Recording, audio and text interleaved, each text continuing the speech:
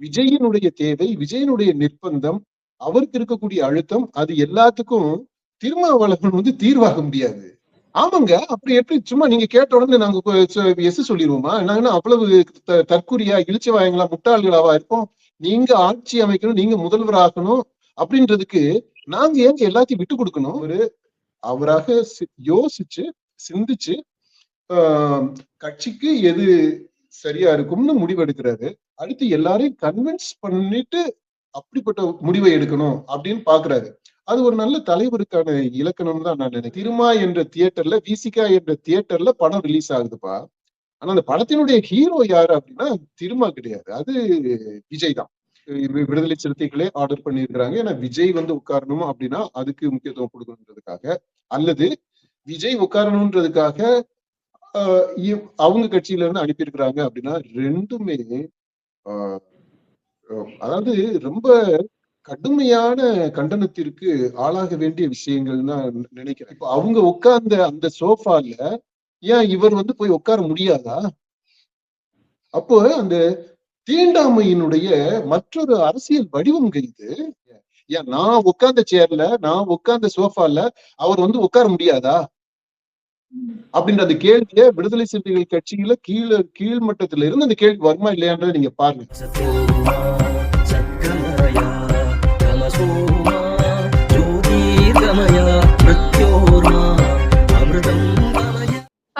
தாவேகா ஆட்சி அமைக்கிறதுல தொடர்ந்து காலதாமதம் நடந்துகிட்டே இருக்குது. அதற்கு முக்கிய காரணமா இருக்கிறது இப்போ திருமா இந்த முடிவு அறிவிக்காதது அப்படிங்கிறத சொல்லியிருக்காங்க. 4 மணிக்கு திருமா தன்னுடைய முடிவு என்னங்கிறத அறிவிக்கிறதா சொல்லியிருக்கிறாரு.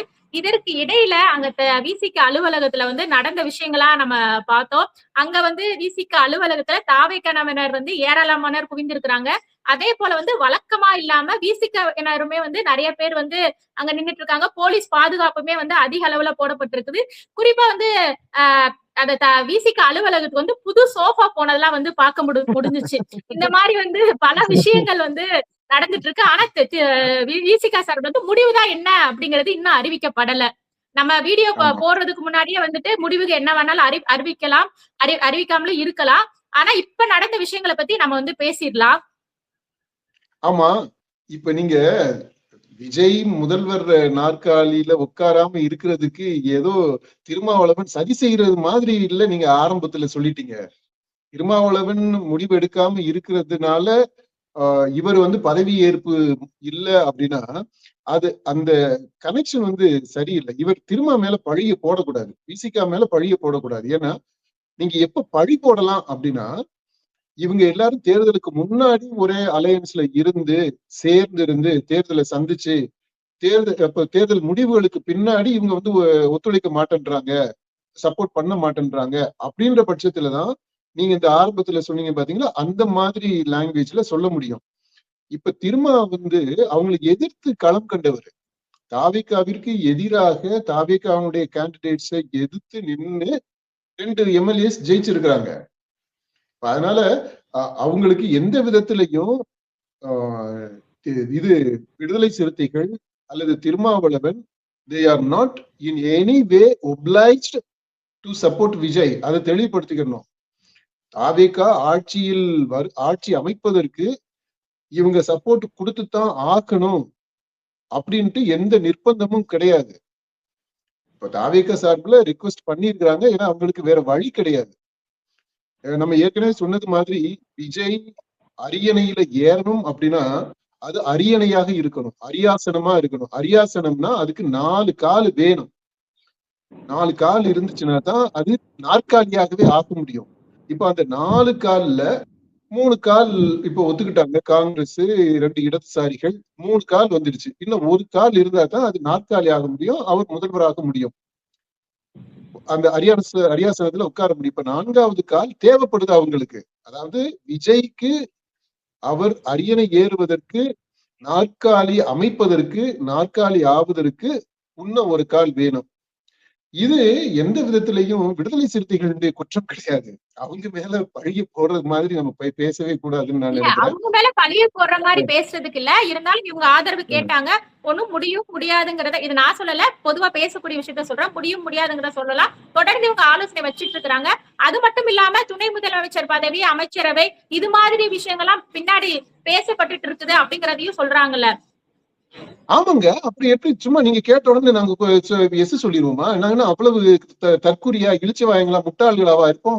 நீங்க ஆட்சி அமைக்கணும், நீங்க முதல்வர் ஆகணும் அப்படின்றதுக்கு நாங்க ஏங்க எல்லாத்தையும் விட்டு கொடுக்கணும்? ஆட்சியில பங்கு, அதிகாரத்துல பங்கு அப்படின்னு நீங்க சொல்லிருக்கீங்க. அந்த உடன்பாடு போகலாம் அப்படிங்கறதுக்கான அந்த அடுத்த கட்ட பேச்சுவார்த்தையே நகருது. இல்ல நம்ம நெகோசியேட் பண்றோம். பேச்சுவார்த்தைகளை என்ன சுமூகமான உடன்பாடு ஏற்பட்டால்தான் அதுக்கப்புறம் நம்ம சப்போர்ட் பண்றதா இல்லையா அப்படின்றத முடிவெடுக்க முடியும். எங்க கல்யாணம் பண்ணும் போது நீங்க பொண்ணு மாப்பிள்ள பார்க்கையில அத்தனை பொருத்தம் பார்த்துட்டு அப்புறம்தானங்க தாலியை கட்டுறீங்க. ஃபர்ஸ்ட் தாலியை கட்டிட்டு அதுக்கப்புறமா என்ன சீரு பண்ணுவீங்க, என்ன செனத்தி பண்ணுவோம், என்ன பண்ணுவோம், இது பண்ணுவோம்னா அப்படியா பேசுறோம்? ரிவர்ஸ்ல நடக்கிறது கிடையாது. அதே மாதிரி இதுலயுமே தாவிகாவுக்கு சப்போர்ட் பண்ணணும் அப்படின்னா அதுக்கு பின்னாடி என்ன நடக்குது, என்ன என்ன டேர்ம்ஸ் அண்ட் கண்டிஷன்ஸ் அதை பேசித்தான் ஆகணும். நெகோசியேஷன் கண்டிப்பா நடத்தித்தான் ஆகணும். இப்ப நாங்க உங்களை எதிர்த்து களமாடிட்டு இப்போ உனக்கு சப்போர்ட் பண்ணனுக்கு வரணும் அப்படின்னா அந்த மாரல் இன்டெகிரிட்டின்னு ஒண்ணு இருக்கு. அதை தாண்டி வர்றதுக்கு அந்த அதாவது ஒரு மாரல் ரெஸ்பான்சிபிலிட்டி இருக்குது இல்லையா? ஒரு கூட்டணியாக சேர்ந்து பண்றோம் அப்படின்னா அந்த கூட்டணி தர்மம்னு ஒண்ணு இருக்கு. அதை தாண்டி வரணும் அப்படின்னா அதற்கு ஏற்றபடி கனாகனமான ஒரு காரணம் இருக்கணும், ஒரு வெயிட்டான ரீசன் இருக்கணும். அப்ப அந்த ரீசன் வேணும் அப்படின்னா ஒண்ணு மக்களுக்கு, தமிழக மக்கள் நலன் இருக்கு, கட்சியினுடைய நலன் இருக்கு, கட்சி தலைவருடைய நலன் இருக்கு. மூன்று அடுக்குகளை நம்ம பார்க்கணும். கட்சி அதாவது தமிழக மக்களினுடைய நலன், அடுத்து இந்த விடுதலை சிறுத்தைகள் அல்லது ஏதோ ஒரு எந்த கட்சினாலும் சரி அந்த கட்சியினுடைய நலன், கட்சி தொண்டர்கள் அதனுடைய நலன், அப்புறம் கட்சி தலைமையினுடைய நலன். இந்த 3 லெவல் இருக்கு. இது 3 லெவல்லையும் இவங்களுக்கு ஆதாயம், இது பார்கெயின் தான் பண்றோம். அதுல உண்மைதான். இதுல என்ன மறைக்கிறதுக்கு இருக்கு? நெகோசியேட் பண்றோம், பார்கெயின் பண்றோம், பேச்சுவார்த்தை நடத்துறோம், இறுதியா ஒரு உடன்படிக்கைக்கு வர்றோம், ஒரு சமரசத்திற்கு ஒரு அண்டர்ஸ்டாண்டிங்க்கு வர்றோம். அதுக்கு அப்புறம் தான் முடிவு எடுத்து ஆதரவு அல்லது ஆதரவு இல்லை அப்படின்னு சொல்ல முடியும். அதனால இப்போ விடுதலை சிறுத்தைகள் காலம் தாழ்த்துவதை குற்றமாக சொல்லுவதற்கு நான் ஒத்துக்கவே மாட்டேன். they have every right to take their own time. உங்களுக்கு நீங்க ஜோசியக்காரன் சொன்னான்னு சொல்லிட்டு ஒரு டேட்டை பிக்ஸ் பண்ணிட்டு அதுக்குள்ள நான் பதவி ஏற்கணும் அப்படின்றதுக்காக நீங்க போறீங்க அப்படின்ற அதுக்கெல்லாம் மத்தவங்க உடன்படணும்னு அவசியம் கிடையாது. எல்லாமே இந்த ஜோசியத்தை நம்பி நீங்க போறீங்க. உங்களை நம்பி வர்றதுக்கு இந்த காங்கிரஸ்காரவங்க மாதிரியோ அல்லது இப்போ இந்த கம்யூனிஸ்ட் இடதுசாரிகள் மாதிரியோ விடுதலை சிறுத்தைகளும் இருக்கணும்ன்ற அவசியம் கிடையாது. அது கொள்கை அளவுல கொஞ்சம் உடன்பாடுகள்லாம் இருக்கலாம்.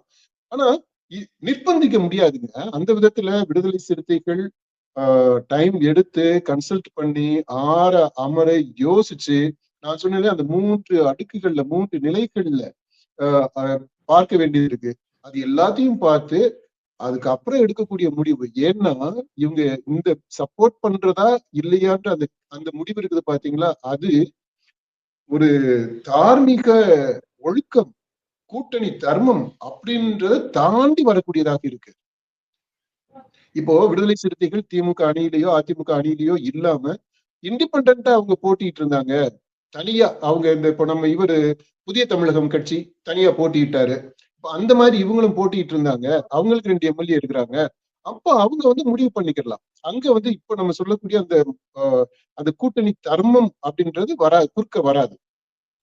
ஆனா இப்போ ஒரு கூட்டணியோடு சேர்ந்து அதுவும் ஒரு கொள்கை கூட்டணி அப்படின்ற அளவுல இருந்துட்டு இப்ப வரைக்கும் கொள்கை கூட்டணின்னு பேசிட்டு அதை தாண்டி வரணும் அப்படின்னா அதற்கு ஏற்ற அந்த காம்பரபிளா வெயிட்டியான ரீசன் இருக்கணும் அப்படின்றதான் அதை அவங்க யோசிக்கிறாங்க. அது இப்போ கவர்னர் கேடு கொடுத்திருக்கிறார் போல. அது இன்னும் ஒரு நாள் இருக்கும்னு நினைக்கிறேன். அதுக்குள்ள முடிவு எடுத்து ஆகணும் அப்படின்ற அவசியமும் அவங்களுக்கு கிடையாது. they can always take their time.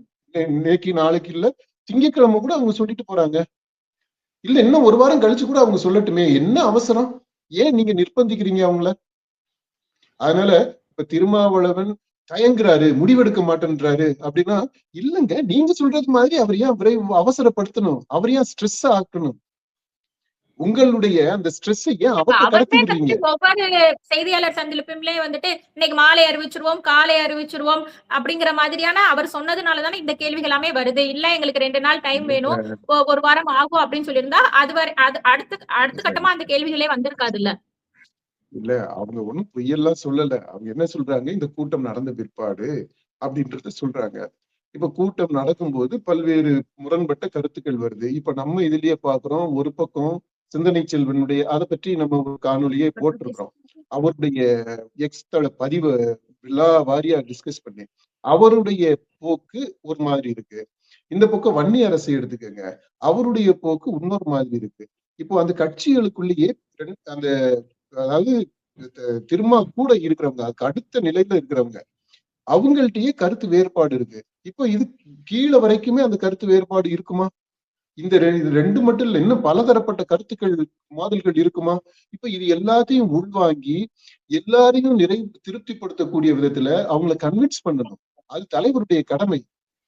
அதுல திருமாவளவன் ரொம்ப ரெஸ்பான்சிபிள் லீடருங்க.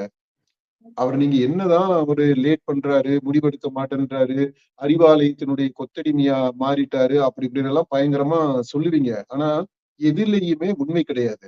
அவரு அவராக யோசிச்சு சிந்திச்சு கட்சிக்கு எது சரியா இருக்கும்னு முடிவெடுக்கிறாரு.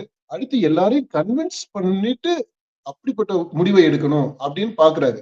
அது ஒரு நல்ல தலைவருக்கான இலக்கணம் தான் நான் நினைக்கிறேன். ஒரு நல்ல தலைவர் தான் தோன்றித்தனமா எடுத்தங்கவுத்தனெல்லாம் முடிவு எடுக்க கூடாது. அதுக்கு அவர் விஜய் மாதிரியான தெய்வ பிறவியாக இருக்கணும். திருமா அவர் தெய்வ பிறவி இல்லை அப்படின்றத அறிந்தவராக இருக்கிறாரு. அது ஒரு பெரிய பிளஸ் பாயிண்ட் அவரை பொறுத்த மட்டும்.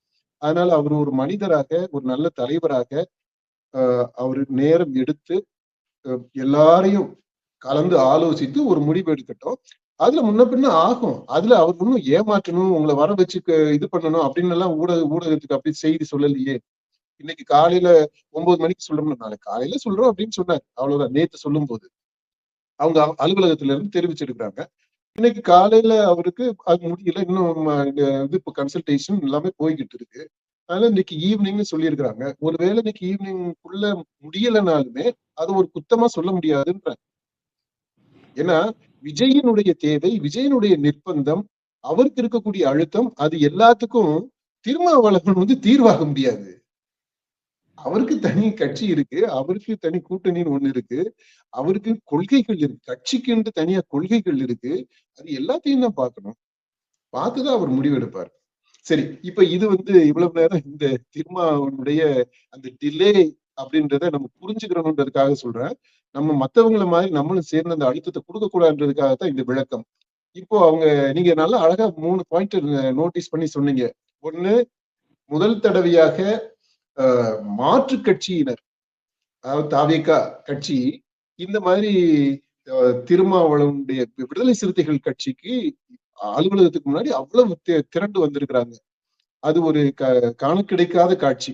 ஒரு மாற்று கட்சியினர் இன்னொரு கட்சியினுடைய அலுவலகத்துக்கு முன்னாடி இவ்வளவு எதிர்பார்ப்போட காத்துக்கிட்டு இருக்கிறதுன்றது இட்ஸ் an amazing thing. அதாவது கண்கொள்ளா காட்சி அது. ரெண்டாவது, அந்த விடுதலை சிறுத்தைகள் கட்சியிலேயே அவங்களே பார்த்தீங்கன்னா இதுக்கு முன்னாடி எப்பவும் இல்லாத அளவுக்கு பேர் ஆர்வத்தோட குழுமிக்கிட்டு இருக்கிறாங்க. இன்னும் ஆட்கள் வந்துகிட்டே தான் இருக்கிறாங்க. கூட்டிக்கிட்டே இருக்கு. ஒரு பெரிய திருவிழாவிற்கு தயாராக இந்த கூட்டம் வந்திருக்குதா, இல்ல விஜய் வராருங்கிற தகவல் கேட்டு விஜய் பாக்குறதுக்காக வந்தாங்களா அப்படிங்கிறது தெரியல. ஆமா, இல்ல திருமாவு பார்க்கறதுக்கு இல்ல, திருமா சொல்லக்கூடிய அந்த எடுக்கக்கூடிய அந்த முடிவு அது அதுக்காக திருமா விடுதலை சிறுத்தைகள் கட்சியினர் அதுதான் வந்திருப்பாங்க.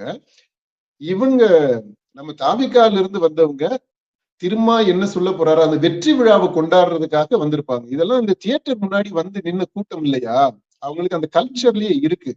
அந்த படம் ரிலீஸ் ஆகுது அப்படின்னா ஃபர்ஸ்ட் ஷோவுக்கு இருக்கக்கூடிய அந்த இருக்கு பாத்தீங்களா, அந்த மாதிரியான ஒரு ஃபீல். படம் ரிலீஸ் ஆக போகுது, அப்ப படம் ரிலீஸ் ஆகுதுன்னா அந்த அந்த வைப் இருக்கும்ல, பிளாஸ்ட் பண்றது, அந்த இதுக்கு ரெடியா அவங்க வந்திருக்கிறாங்க. இப்போ இது திருமா வெளியிடக்கூடிய அந்த படம் அதுல ஹீரோவா நடிக்கக்கூடிய விஜய். அதாவது திருமா வந்து அந்த தியேட்டர் ஓனர்னு வச்சுக்கோங்க. அந்த தியேட்டர்ல திருமா என்ற தியேட்டர்ல விசிகா என்ற தியேட்டர்ல படம் ரிலீஸ் ஆகுதுப்பா. ஆனா அந்த படத்தினுடைய ஹீரோ யாரு அப்படின்னா திருமா கிடையாது, அது விஜய் தான். அந்த விஜய் அங்க வரப்போறாரு அப்படின்ற செய்தியும் வந்ததுனால அவரை ஒரு வெற்றி நாயகனா, ஜனநாயகனா, விசிகாவினுடைய நாயகனா, விடுதலை சிறுத்தைகளுடைய நாயகனா விஜய பாக்குறதுக்கு திரண்டு இருக்கக்கூடிய கூட்டம் அது. அதை நம்ம கரெக்டா நீங்க சூப்பரான அந்த கேள்வி கேட்டீங்க. இந்த விளக்கத்தை நம்ம சொல்லிடுறோம். அதனால கூட்டம் வந்துச்சு அப்படின்னா யாருக்கு வந்த கூட்டம், எப்படி வந்த கூட்டம், எத்தகைய மனநிலையில இருக்கக்கூடிய கூட்டம் அப்படின்றத நம்ம இப்போ ஓரளவுக்கு புரிஞ்சுக்கிட்டோம். அடுத்து 3வது பாயிண்ட் சொன்னீங்க, அதுதான் ரொம்ப இன்ட்ரெஸ்டிங். விஜய் வரப்போறாரு, விஜய் வந்துருவாரு, அவருக்காக கொண்டு வரப்பட்ட சோஃபா, அதனாலதான் சோஃபா வந்து விசிக அலுவலகத்துக்கு புதுசா வாங்கியிருக்கிறாங்க அப்படிங்கிற மாதிரிதான் செய்திகள் பரவிதான் இந்த கூட்டமே கொஞ்சம் வர ஆரம்பிச்சு. அந்த விஷயம் எல்லாம் பார்த்துட்டு விஜய் வரப்போறாரு, அதுக்காக தான் இந்த சோஃபா கொண்டு வந்திருக்கிறாங்க அப்படிங்கிற மாதிரி செய்திகள் பரப்பப்பட்டன. இந்த விஜய் வர்றதுக்காக புது சோஃபா வாங்கினாங்களா, அவர் வந்து புது சோஃபா ஏற்கனவே விசிக அலுவலகத்துல இது போற சேரோ இல்ல சோஃபாவோ இல்லாம இருக்குமா? நான் போயிருக்கேன் விசிக அலுவலகத்துக்கு, அது மாதிரி ஒரு நிலையை நான் பார்த்தது இல்ல. அங்க வந்து போதுமான அளவுக்கு எல்லாமே இருக்கும். ஏற்கனவே பல கட்சி தலைவர்களுமே அங்க வந்திருக்கிறாங்க. அவங்களுமே வந்துட்டு அந்த இருக்கக்கூடிய சேரு சோஃபால தான் உட்கார்ந்து இருக்கிறாங்க. இப்ப இந்த புதுசா இன்னைக்கு குறிப்பா புதுசா சோஃபா வர வேண்டியதுக்கான காரணம் என்ன? இதை எப்படி எடுத்துக்கிறது? ஆமா, இது ஒரு முக்கியமான பாயிண்ட் நினைக்கிறேன். நம்ம ஜோக்காவோ இல்ல சாதாரண விஷயமாவோ கடந்து போயிட முடியாது. ஏன்னா இதுக்கு பின்னாடி இந்த சோஃபா, புதிதாக ஒரு சோஃபா விடுதலை சிறுத்தைகள் என்ற பட்டியல் இனத்தை சேர்ந்த தலைவரால் நடத்தக்கூடிய, அது எல்லா மக்களையும் ஒருங்கிணைத்து அரவணைச்சு போகணும் அப்படின்றது வழிமுறையாக இருக்கு. ஆனா இருந்தாலும் இன்றைக்கு வரைக்குமே பெரும்பான்மையான மக்கள் அந்த கட்சியை சேர்ந்தவர்கள் பட்டியல் இனத்தை சேர்ந்தவர்களா இருக்கிறாங்க. அந்த கட்சியினுடைய தலைவராகவும் தலைமை பொறுப்புல இருக்கிறவங்க பெரும்பான்மையானவர்கள் பட்டியல் இனத்தை சேர்ந்தவர்களாக இருக்கிறாங்க. நம்ம அதாவது எஸ்சி கட்சின்னு முத்திரை குத்தக்கூடாது. ஏன்னா அதை தாண்டி போகணும் அப்படின்ட்டுதான் விடுதலை சிறுத்தைகள் முயற்சி செய்துகிட்டு இருக்கிறாங்க. கொள்கை அளவுலயுமே அதை வந்து செயல்படுத்திட்டு இருக்கிறாங்க. அதுக்கு இப்ப பல தடைகள் இருந்தாலும் அதை செயல்படுத்துறாங்க. அப்படிப்பட்ட முயற்சியினுடைய விளைவாக தான் அந்த ஆதவ அர்ஜுனா ரெட்டி அவரே விடுதலை சிறுத்தைகள்ல உள்ள இருந்தார், கொஞ்ச காலம் பொறுப்புல இருந்தார். அது மாதிரி நம்ம இத ஒரு தலித் கட்சி, எஸ்சி கட்சி அப்படின்னு நம்ம கொச்சைப்படுத்தல. ஆனா யதார்த்தம் என்ன அப்படின்றத நம்ம பதிவு பண்றோம், அதை கணக்குல எடுத்துக்கிறோம். இப்படி பெரும்பான்மை தலித் மக்களால், அதாவது பட்டியல் இனத்தை சேர்ந்த மக்களை கொண்ட அந்த பெரும்பான்மை பட்டியல் இனத்தை சேர்ந்த தலைமையை கொண்ட இந்த கட்சி, இவங்க இப்போ இன்னைக்கு இருக்கக்கூடிய சூழ்நிலை நமக்கு தெரியும். நீங்களே சொன்னீங்க, அந்த விஜய் வந்து முதல்வர் பதவி ஏற்கிறதுக்கு முன்னாடி இந்த விடுதலை சிறுத்தைகள் ஒப்புதல் தெரிவிச்சுட்டாங்க அப்படின்னா ஒரு சாசனம், அதாவது 4வது காலாக அந்த விஜய் ஏறப்போகின்ற அந்த அரியாசனத்திற்கு ஆகிறோம் அப்படின்ட்டு ஒப்புதல் தெரிவிச்சுட்டா அவரு முதல்வர் விஜய் இங்க வரப்போறாரு. அவர் வரும்போது அவருக்காக ஒரு புதிய சோஃபா செட்டு இருக்கை ஆர்டர் பண்ணி வருது அப்படின்னா அது நான் தனிப்பட்ட அளவுல அதை வன்மையாக கண்டிக்கக்கூடிய ஒரு செயலாகத்தான் நான் பார்க்கிறேன். ஏன்னா அதுக்கு பின்னாடி இருக்கக்கூடிய பிலாசபி என்ன, அதுக்கு பின்னாடி இருக்கக்கூடிய அறவியல் செய்தி என்ன, அறநெறி செய்தி என்ன, என்ன மாதிரியான செய்தியை நம்ம வந்து மக்களுக்கு சொல்றோம். நீங்க சொன்னீங்க, நீங்களே இப்ப அங்க அலுவலகத்துக்கு போயிருக்கிறீங்க, அங்க உட்கார்றதுக்கு சோஃபா இருக்கு அல்லது நாற்காலிகள் இருக்கு, போதிய வசதிகள் இருக்கு இல்லையா? அந்த வசதிகளை வச்சுதான் இவர் இத்தனை வருஷம் கட்சியை நடத்தி இருக்கிறாரு. கட்சி தலைவராக அவர் போய் உட்கார்ந்து இருக்கிறாரு. அந்த திருமாவை பார்ப்பதற்கு மற்ற கட்சிகளை சேர்ந்த தலைவர்களும் சரி, இவருடைய கட்சியை சேர்ந்த தலைவர்களும் நிர்வாகிகளும் சரி, தொண்டர்களும் சரி அங்கதான் போய் பார்த்திருக்கிறாங்க. இப்போ அவங்களுக்கெல்லாம் செய்யாத ஒரு சிறப்பு ஏற்பாட இந்த விஜய் அவருக்காக எப்படி நீங்க செய்ய முடியும் அப்படின்னா, இதுவரைக்கும் அந்த சோஃபா, பழைய சோஃபாலையும் அந்த நாற்காலிலையும் உட்கார்ந்து இருந்தவங்க எல்லாரையும் நீங்க எப்படி நீங்க எடுத்துக்கிறீங்க?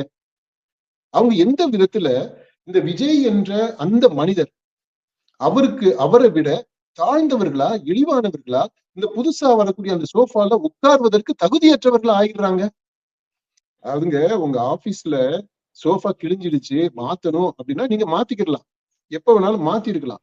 அது நீங்க 2 நாளைக்கு முன்னாடி மாத்திருக்கலாம், இல்ல இப்ப 2 நாளைக்கு அப்புறம் கூட மாத்தலாம். ஆனா அந்த டைமிங் இருக்குது பாத்தீங்களா? இன்றைக்கு விஜய் வரப்போறாருன்றாங்க. அவர் வர்ற அதுக்கு முன்னாடி சோஃபா வந்து இறங்குது அப்படின்னா, இந்த லிங்க் தான். இது வந்து கோஇன்சிடென்ஸா கூட இருந்திருக்கலாம்.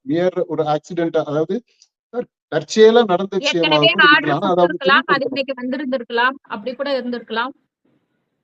ஆனா நான் வந்து இது தற்செயலா நடந்த விஷயமாக இருந்துடணும்னு தான் நான் சாமியை கும்பிடுறேன். ஆனா ஏன்னா இது ரொம்ப ரொம்ப அதாவது ஒரு சமத்துவம், சமூக நீதினு சொல்லக்கூடிய ஒரு இடத்துல அதற்காக போராடுவதற்காகவே ஒரு இயக்கமாக இந்த கட்சியை ஆரம்பிச்சுட்டு, அந்த கட்சி அலுவலகத்திலேயே யாரு அவரு? விஜய் யாருங்க? நான் அவருடைய உயர்வை, அவருடைய மதிப்பை குறைச்சு நான் கேட்கல. இந்த சமூக நீதின்ற கான்டெக்ட்ல நான் கேட்கிறேன். எல்லா மனிதர்களுக்கும் சமமான மாண்பு இருக்கு. மனித மாண்பு, ஹியூமன் டிக்னிட்டி. அதை ரெஸ்பெக்ட் பண்ணணும். செல்ஃப் ரெஸ்பெக்ட் இருக்கு. அத நம்ம வந்து எந்த காலத்திலையும் காம்ப்ரமைஸ் பண்ணக்கூடாது. அதுக்கு ஊறு விளைவிக்கிறது மாதிரியான ஒரு செயலை செய்யக்கூடாது. அதனால இது விடுதலை சிறுத்தைகள் கட்சி அவங்க இந்த விஜய்க்காக இப்படிப்பட்ட ஒரு செயலை செய்திருந்தாங்க அப்படின்னா, அது சமூக நீதிக்கு எதிரான ஒரு செயல், மனித மாண்பிற்கு எதிரான ஒரு செயல்.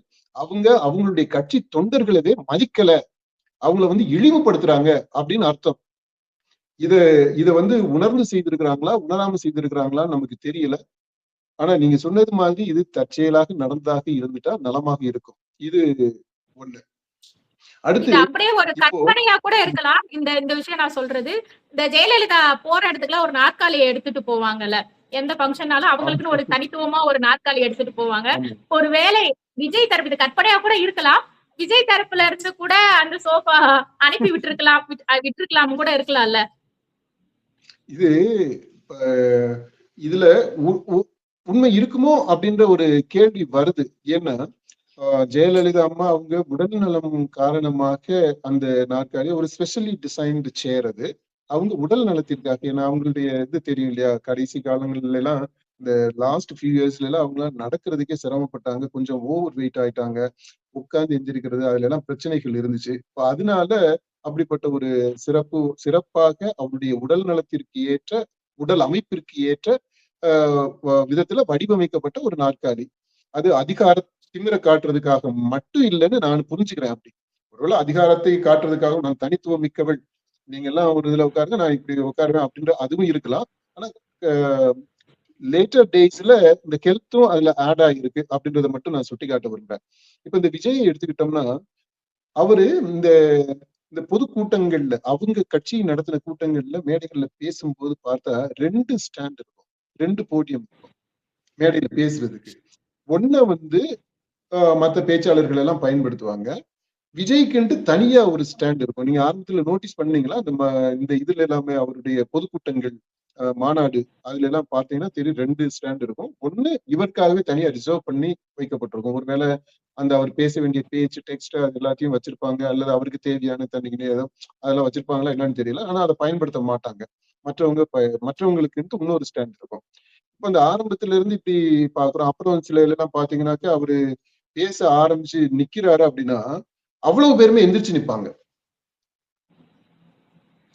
அதாவது இவர் பேசும்போது மத்தவங்களும் எந்திரிச்சு நிக்கணும்ன்றா, இவர் பேசும்போது நின்றுட்டு பேசுறாரு அப்படின்னா எல்லாருமே எந்திரிச்சு நிக்கிறாங்க. இப்ப இதெல்லாமே நம்ம பார்த்துருக்கிறோம்.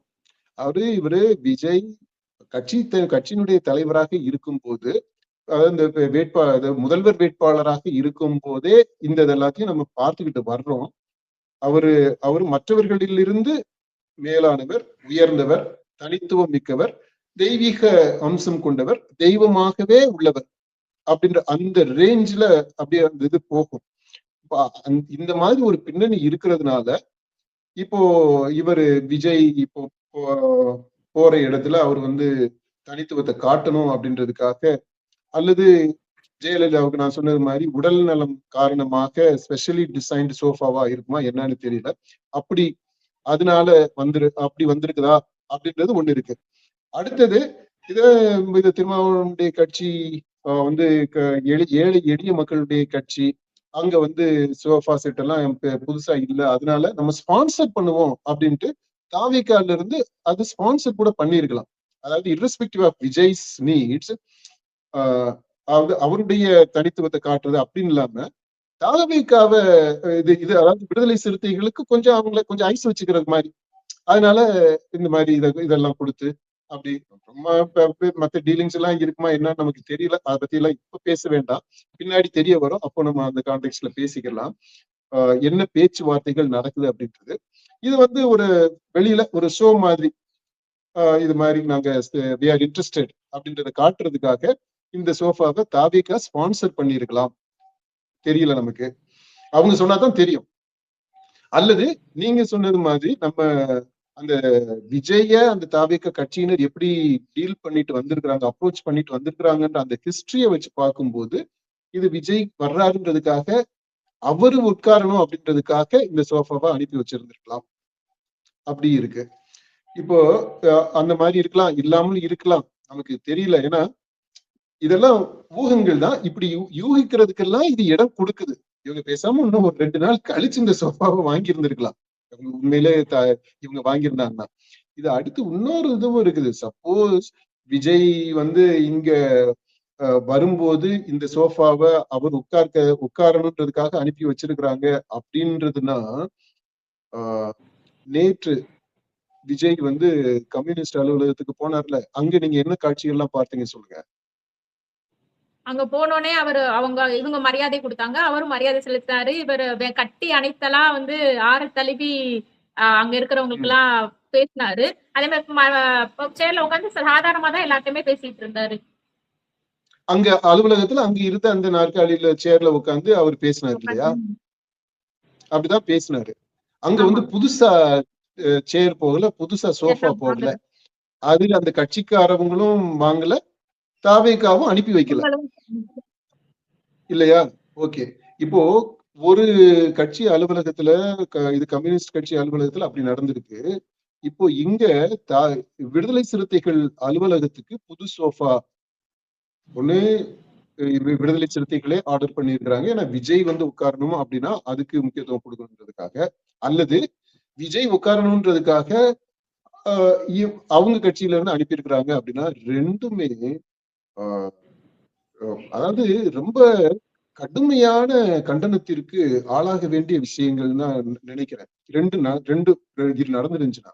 ஏன்னா இந்த விடுதலை சிறுத்தைகள் அலுவலகத்துல அப்ப என்ன இம்ப்ரெஷன் ஆகுது அப்படின்னா, அங்க போய் உட்கார்ந்தவங்க எல்லாருமே யாரு, நம்ம ஏற்கனவே சொன்னோம், பெரும்பான்மை, மிக பெரும்பான்மை பட்டியலினத்தை சேர்ந்த ஒடுக்கப்பட்ட பின்புலத்தில் இருந்து இருக்கக்கூடிய மக்கள், ஏழை எளிய மக்கள் இல்லையா?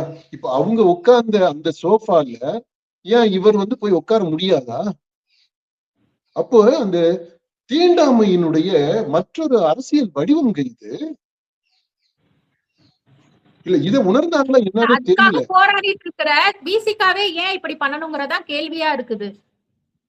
ஆமா, அதேதான் அதான் கேள்வி. இப்போ இது தீண்டாமையினுடைய மற்றொரு வடிவமாக, இன்றைக்கு இருக்கக்கூடிய நவீன வடிவமாக இன்டர்பிரட் பண்ணப்படுவதற்கான அந்த இடம் இருக்கு, அந்த ஆபத்து இருக்கு அப்படின்றத உணராமலா இருந்திருப்பாங்க? அல்லது இந்த மாதிரி அரசியல் கலைபரங்கள் நடந்துகிட்டு இருக்கிறதுனால, கல்லாட்டம் நடந்துகிட்டு இருக்கிறதுனால இந்த பல்வேறு கோணங்கள்ல இதை பற்றி எல்லாம் யோசிக்க முடியாம போயிருச்சா? அப்படி யோசிக்க முடியாம போக கூடாது. விடுதலை சிறுத்தைகள் மாதிரியான ஒரு சிந்திக்கக்கூடியவர்கள் தலைமை பொறுப்புலையும் பல கட்டங்கள்ல பொறுப்புல இருக்கிறாங்க. அடிமட்டத்துல இருக்கக்கூடிய நம்ம கேடர்ஸ் கூட நிறைய ஆழமா சிந்திக்கக்கூடியவங்க, சமூக நீதி மேல அக்கறை உள்ளவங்க, கேள்வி எழுப்பக்கூடியவங்க. கண்டிப்பா இன்னைக்கு இல்லாட்டி ஒரு நாள் விடுதலை சிறுத்தைகள் கட்சியில இருக்கிறவங்களே பாருங்க இதுக்கு எதிர்ப்பு எழுப்புவாங்க, கேள்வி நிச்சயமா கேட்க போறாங்க. எதுக்காக நீங்க வந்து புதுசா ஆர்டர் பண்ணீங்க? ஏன் நான் உட்கார்ந்த சேர்ல, நான் உட்கார்ந்த சோஃபால அவர் வந்து உட்கார முடியாதா அப்படின்ற அந்த கேள்வியை விடுதலை சிறுத்தைகள் கட்சியில கீழ்மட்டத்துல இருந்து அந்த கேள்வி வருமா இல்லையான்றதை நீங்க பாருங்க. இதெல்லாம் யோசிக்காம எப்படி செஞ்சாங்கன்னு எனக்கு தெரியல. இது கடைசியா இது வந்து தற்செயலா நிகழ்ந்தது, அப்படின்னு நம்ம ஏற்கனவே நீங்க சொன்னது மாதிரி ஆர்டர் போட்டது தெரியாதனமா இன்னைக்கு கொண்டு வந்து டெலிவர் பண்ணிட்டாங்க அப்படின்றது உண்மையாக இருக்கட்டும் அப்படின்னு நம்ம சாமியை கும்பிட்டுக்கிறோம்.